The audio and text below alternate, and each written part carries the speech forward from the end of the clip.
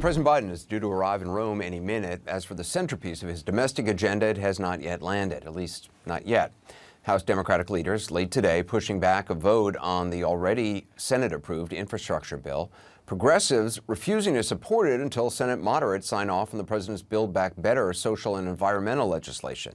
This evening, one of those moderates, West Virginia's Joe Manchin, put out a statement reading, "President Biden's framework is the product of months of negotiations and input from all members of the Democratic Party who share a common goal to deliver to the American people. As we work through the text of the legislation, I would hope all of us will continue to deal in good faith and do what is right for the future of the American people." In other words, not a sign-off, but also not a kiss-off. Just a few minutes ago, I spoke about the state of play with White House Domestic Policy Advisor and former UN Ambassador Susan Rice.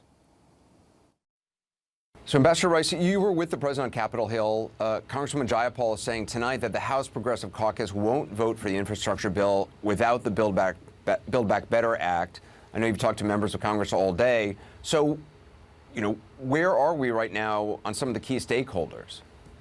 Where I think we are, Anderson, and I was up with the president at the Democratic caucus in the House today, is that what was incredibly notable is how broad the support has been for the framework that the president laid out today, from the most progressive wing of our party, including Congresswoman Jayapal and the Progressive Caucus, as you heard them say, to the moderate wing of our party. Everybody understands that what is in this Build Back Better framework is good for the American people. Child care, made affordable for families that are struggling, paying over a quarter of their income for child care, can't afford it. Universal pre-care. Home care made available and accessible for our parents and loved ones and those who are disabled who can't otherwise get care. Extraordinary investments in our environment so that our planet can fight and sustain against climate change. These are extraordinary elements of this package. Housing, investments in equity, but I mean, the higher support education. is clearly not so widespread because, Joe Manchin doesn't like a lot of the environmental things. Kyrsten Sinema has had her concerns. Are they, I started to interrupt, but Chuck Schumer has not said whether Manchin and Sinema would vote on the Build Back Better legislation. Does the White House have a firm commitment from them on that? What we have is our knowledge from having spent hours and hours over weeks and months with them and many others in the Democratic caucus. And we have a framework that we are confident can pass the Senate as well as the House. We've not said that before today. We are confident that we have a framework that can pass both houses. And that is a confidence born of extensive engagements with those whose votes we need. So does the White House have a firm commitment from the Progressive Caucus?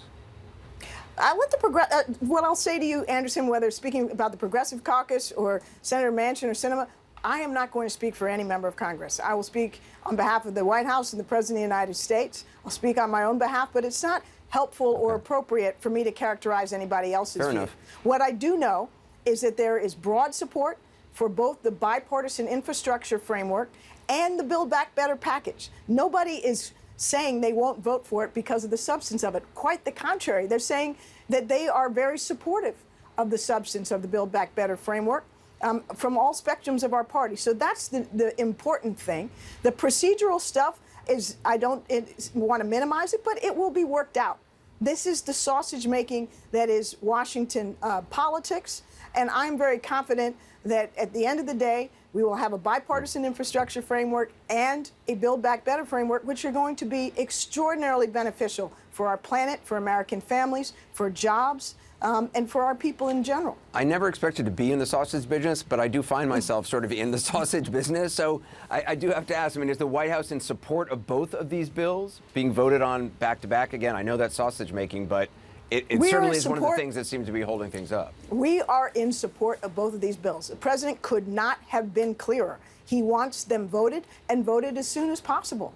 So that's the bottom line. We will leave it to the leaders in Congress to figure out the appropriate sequencing. We want them done as soon as possible. They're both vital to our economy, to the well-being of our people, and to our global competitiveness. Can you say if the paid, leave for paid child leave is in fact no longer in this? Because it had been 12 weeks. then it was down to 4 weeks. I know it was very important to the president. He talked about it at the town hall last week. Is that out? Anderson, I think very sadly, there were not the votes in the Senate to include paid leave. The president believes deeply in the vital importance of paid leave for mothers, fathers, American families, and he's going to continue to fight for it, as well as other provisions that did not make it into this framework agreement.